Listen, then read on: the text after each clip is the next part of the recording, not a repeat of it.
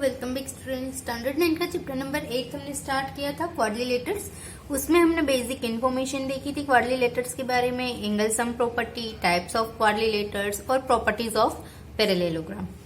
तो अब हम आगे बढ़ते हैं और पहुंचते हैं क्वाड्रिलेटर्स के बाद, इंफॉर्मेशन के बाद आ रही है उसकी एक्सरसाइज नंबर 8.1। उसका फर्स्ट सम है the angle of quadrilaterals are in the ratio of, आपको रेशियो के तौर पे उसके एंगल्स दिए गए हैं 3:5:9:13। 4 एंगल्स होते हैं क्वाड्रिलेटर्स की, 4 साइड 4 एंगल्स, चारों एंगल दिए गए हैं लेकिन रेशियो के हिसाब से। तो आपको उसके एंगल फाइंड करने हैं। तो हम स्टार्ट करेंगे। Let the angles of quadrilaterals को मैं शॉर्ट फॉर्म में ही लिखूंगी। आर कौन कौन से है? 5x, 3x, 9x और 13x। और क्वाड्रिलेटर्स का जो चारों एंगल्स होते हैं उसका एडिशन क्या रहता है? उसका एडिशन रहेगा 360 डिग्री। तो यहां पर आपको x की वैल्यू फाइंड करनी है। इसका एडिशन 30x आएगा जबकि सामने होगा 360। तो x की वैल्यू हमें आई 12।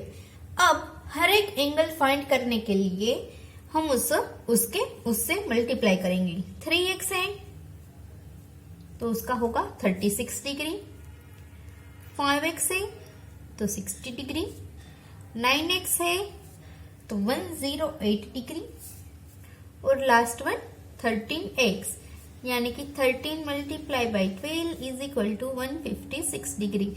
सभी को x की जगह पर मैंने 12 पुट अप करके आंसर लिया है। सो एंगल्स आर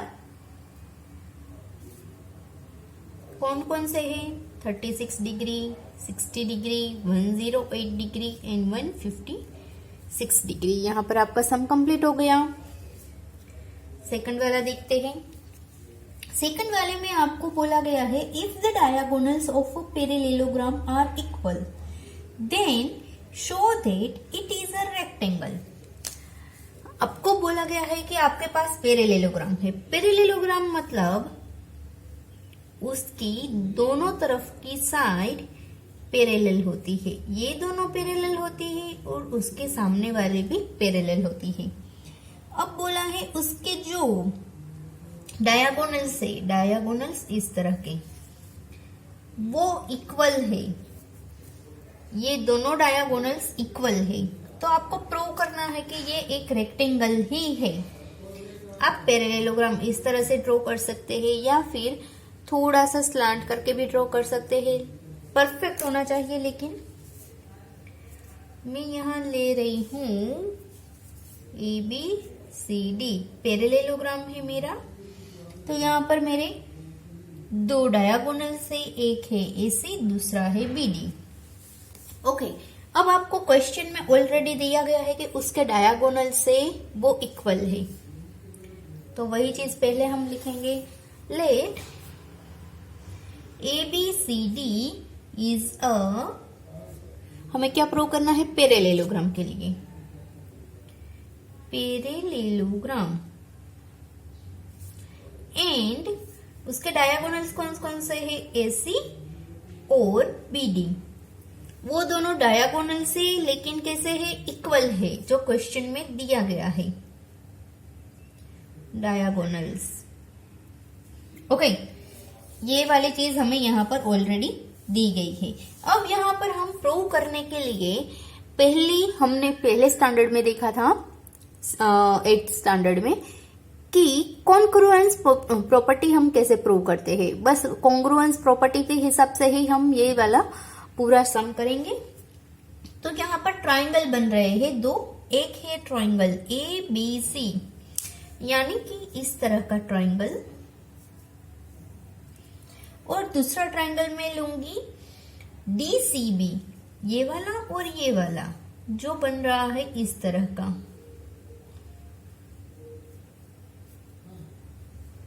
ओके, तो मैं यहाँ पर इस तरह से ये वाला जो ड्रॉ करूंगी ट्राइंगल, तो यहाँ पर ये वाली साइड मेरी कॉमन रहेगी। ओके, इसको मैं इसके साथ मैच कर सकती हूँ और ये दोनों ऑलरेडी इक्वल है, ऐसा मैं दिखा सकती हूँ। तो उसी तरह इसके लिए हम लेंगे इन दो ट्राइंगल लेंगे। कौन कौन से? एक लेंगे ABC और दूसरा लेंगे DCB। BCD भी आप लिख सकते हो। तो यहाँ पर ऑलरेडी एक चीज आपको दी गई है, वो है उसके डायगोनल्स। यहाँ पर AC आ रहा है और यहाँ पर BD, तो वही वाली चीज पहले हम लिखेंगे। AC is equal to BD given, जो आपको ऑलरेडी दिया गया है। और दूसरी चीज है AB और DC। AB is equal to DC, वो कैसे लिख सकते हैं? अपोजिट साइड से, और वो भी पैरेललोग्राम की, तो इक्वल रहेगी। Opposite sides of parallelogram,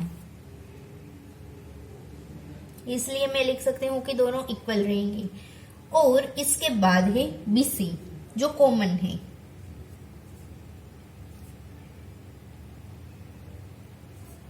common side. Okay, तो इसके हिसाब से हम लिख सकते हैं, सो ट्राइंगल ABC है वो कॉन्ग्रुएंस है किसके साथ? ट्राइंगल DCB के साथ, by SSS congruency. Okay, SSS मतलब है साइड साइड साइड। हम तीनों साइड को इक्वल करके मैंने ये फाइंड किया है। ओके, अब यहाँ पर दो चीजें और, एक चीज और दी गई है, वो है पैरेललोग्राम है, मतलब उसकी दोनों साइड है, सामने सामने वाली अपोजिट साइड जो भी रहेगी वो इक्वल रहेगी। तो AB और DC वो इक्वल रहेंगे, AD और BC वो भी पैरेलल, सॉरी इक्वल नहीं पैरेलल रहेंगी दोनों ही साइड। तो वही वाली चीज मैं यहाँ पर लिखूंगी।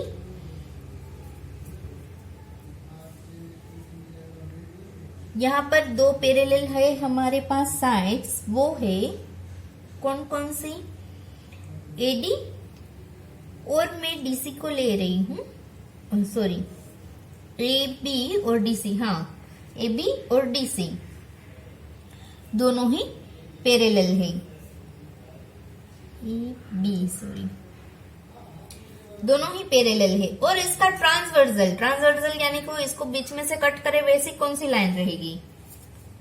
अगर मैं इस लाइन को एक्सटेंड कर दूं, ये AB है, ये DC है, इसको मैं इस तरह से एक्सटेंड कर दूं, तो यहाँ पर मैं BC ड्रॉ करूं तो ये उसका ट्रांसवर्सल कहा जाएगा। तो BC is a transversal. Okay, तो यहाँ पर दो चीजें मिलेगी मुझे, वो कौन सी रहेगी? यहाँ पर दो एंगल मिलेंगे, ABC वाला यानी कि ये वाला एंगल, और दूसरा एंगल रहेगा DCB यानी कि ये वाला। दोनों का एडिशन करेंगे तो कितना आएगा? 180 डिग्री। बस वही चीज हमें लिखनी है यहाँ पर, DCB is equal to 180 degree. अब यहाँ पर ये वाली चीज हो गई, ये 180 डिग्री हो गया, और यहाँ पर कॉन्ग्रुएंसी प्रॉपर्टी हमने जो पुटअप की है उसके हिसाब से हम ABC और DCB को एक समान दिखा सकते हैं। मैं यहाँ लिखना भूल गई थी, ABC is equal to DCB, ऐसा हम कह सकते हैं। तो बस वही हिसाब से ये इक्वेशन फर्स्ट हमारा, ये इक्वेशन सेकंड हमारा। अब दोनों को मैचअप करेंगे तो फ्रॉम इक्वेशन नंबर 1 and 2 हम क्या लिख सकते हैं कि ये दोनों इक्वल है और दोनों का एडिशन है वो भी 180 डिग्री हो रहा है। तो उसका मतलब एक एंगल कितने का होगा? 90 डिग्री का। दैट मीन्स उसका मतलब क्या रहेगा कि पैरेललोग्राम है उसके पास सारे एंगल है वो 90 डिग्री है। ABCD पैरेललोग्राम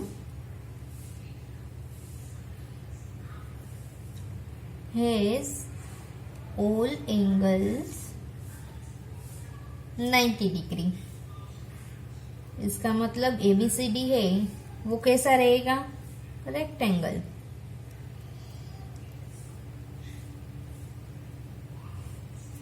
तो यहाँ पर हमने ये प्रूव कर दिया कि ये रेक्टेंगल है।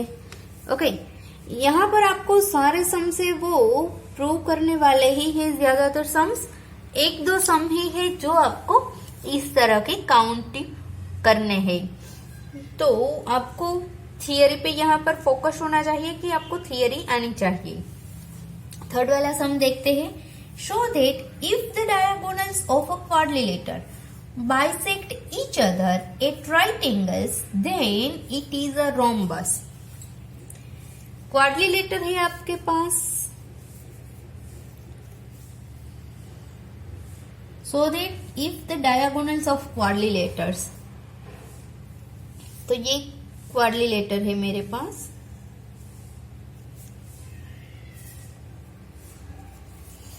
इसके डायगोनल्स, मैं इसके डायगोनल्स ड्रॉ कर रही हूँ।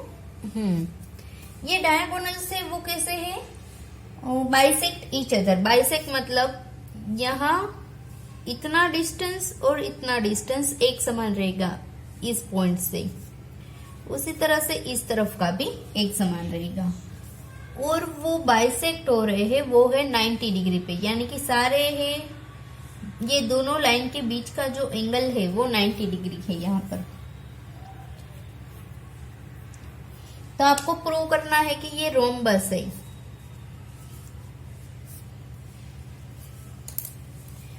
तो मेरे पास यहाँ क्वाड्रिलेटर, ये क्वाड्रिलेटर है।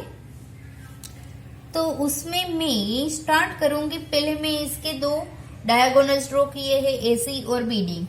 वो दोनों बाइसेक्ट हो रहे हैं कौन से पॉइंट पे, पॉइंट O पे। अब पॉइंट O है वो ट्राइंगल बना रहा है, 4 ट्राइंगल। तो मैं यहाँ पर 2 ट्राइंगल लूंगी, लेकिन आमने सामने वाले।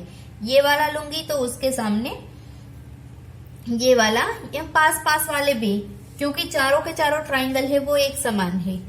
तो ये वाले ट्राइंगल के साथ ये वाली साइड मैच हो रही है, तो मैं ये वाला ले रही हूँ। इन दोनों को अब मैं मैच करूंगी। कौन सी प्रॉपर्टी हमने यहाँ साइड बाय साइड से किया था, यहाँ एक साइड कॉमन रहेगी हमारी, ये दोनों ट्राइंगल के बीच साइड कॉमन है, एंगल हमारे पास है, और दूसरी साइड भी एक समान हम दिखा सकते हैं। कैसे, क्योंकि ये बाइसेक्ट है। तो SAS प्रॉपर्टी के हिसाब से हम दिखाएंगे कि ये चारों के चारों, ये चारों के चारों है वो एक समान है, ये साइड्स। ओके, ये साइड अगर एक समान रहेगी तो हम दिखा सकते हैं कि रोम्बस होता है उसकी ही चारों साइड एक समान रहती है। तो हम स्टार्ट करेंगे यहां से। Let ABCD quadrilater has 2 diagonals AC and BD and both bisect at 0 point O। तो यहां पर मैं 2 ट्राइंगल लूंगी। In triangle AOB and triangle पास वाला ही लूंगी AOD। 2 ट्राइंगल है, उसमें AO ये वाली साइड है वो कॉमन है। ओके, अब उसके बाद OB यानी कि ये वाली जो साइड है उसके सामने मैं OD लिख सकती हूँ, क्योंकि O is a mid point. Bisect है मतलब वो मिड पॉइंट है। ओके, और एंगल, दो एंगल यहाँ एक समान रहेंगे, AOB is equal to angle AOD, क्योंकि सारे एंगल से वो 90 डिग्री के हैं, ऐसा आपको ऑलरेडी कहा गया है। तो मैं इसके हिसाब से यहां लिख सकती हूँ कि triangle AOB congruous to triangle AOD।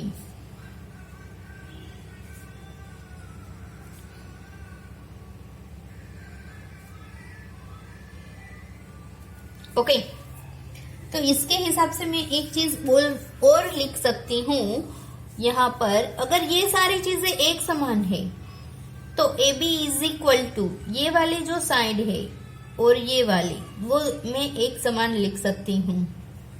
Okay, तो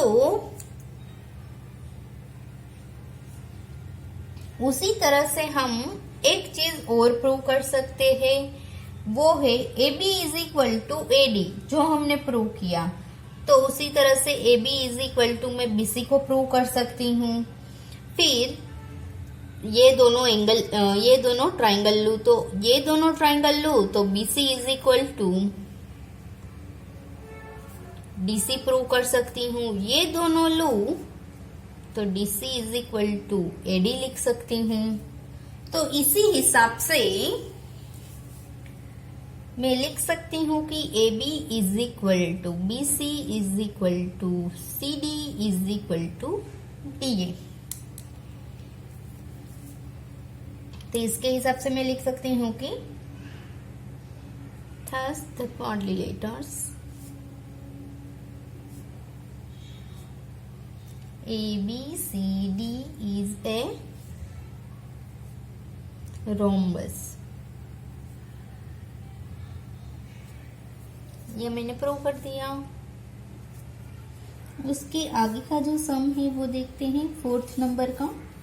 So that the diagonals of a square are equal, the bisect each other at a right angles। Square के डायगोनल से वो बाइसेक्ट हो रहे हैं, ये हमें प्रूव करना है। इक्वल है और बाइसेक्ट है एट राइट एंगल्स।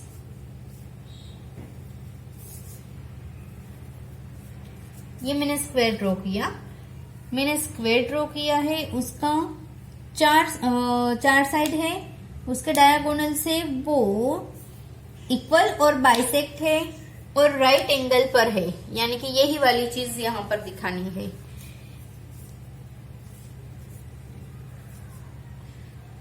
तो ये हमें प्रूव करना है वो चीज। नाम ABCD इस तरह से दिया, कोई बात नहीं, बस जो आप पुटअप करोगे वैल्यू वही चेंज होगी। तो ये प्रूव करने के लिए मैं पहले लूंगी डायगोनल से वो इक्वल है, वो मुझे प्रूव करना है। तो इसके लिए मैं लूंगी, उसके पहले दो डायगोनल्स तो मेरे पास है ही, तो दो ट्राइंगल लूंगी और दिखाऊंगी कि वो एक समान है। बस यही वाली चीज जो मैंने यहाँ पर लिखी है ना, वो वाली चीज मैं यहाँ पर लिखूंगी। फर्स्ट चीज, टू प्रूव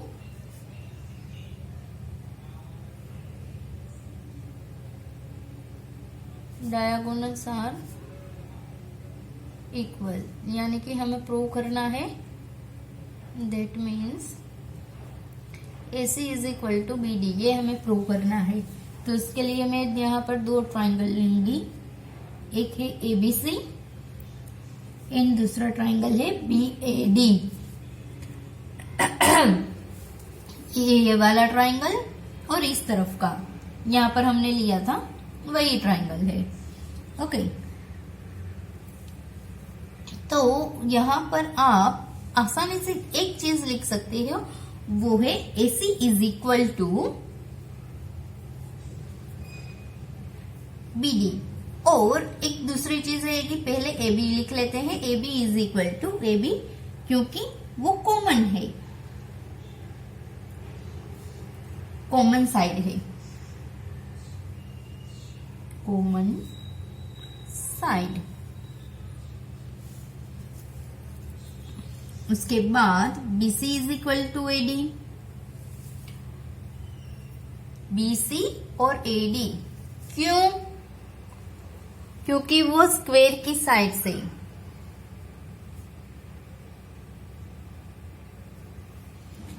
और अब तीसरी चीज है वो है एंगल। अब एंगल में कौन सा लूंगी? ABC ये वाला एंगल, और दूसरा एंगल BAD ये वाला एंगल।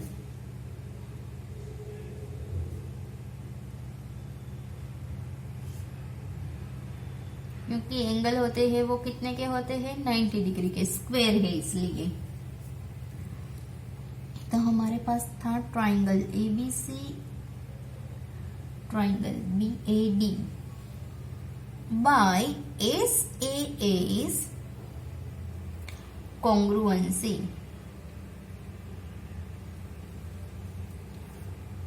तो मैं लिख सकती हूँ कि अब बचा क्या इसमें? AC और BD बाय CP सीटिंग, जो मैंने दिखा दिया। अब दूसरी चीज में क्या प्रूव करूंगी? मुझे दिखाने हैं ये है वो इक्वल है, जो डायगोनल्स है वो इक्वल है। यहाँ पर मेरा हो गया डायगोनल्स इक्वल है। अब वो 90 डिग्री पे है और बाइसेक्ट भी हो रहे हैं, वो चीज भी मुझे प्रूव करनी है। तो इसके लिए मैं दूसरा लूंगी। ये फर्स्ट केस था हमारा। अब दूसरा केस रहेगा कि AC को मैं ट्रांसवर्सल बनाऊंगी। किसके लिए? DC और AB। यानी कि अगर मेरे पास इस तरह के दो साइड से उसमें से ये एंगल निकल रहा है, तो मैं दिखा सकती हूँ कि ये ट्रांसवर्सल है। तो ये ट्रांसवर्सल ऐसे बन सकता है। किसका बन सकता है? ऐसे भी बन सकता है, और अगर मैं इस तरह से कट करूँ तो यहाँ पर भी वो ट्रांसवर्सल बन सकता है। हमने ये वाला ट्राइंगल और ये वाला ट्राइंगल चूज किया है, तो हम ये वाला चूज करेंगे प्रूव करने के लिए। तो सेकंड केस हमारा रहेगा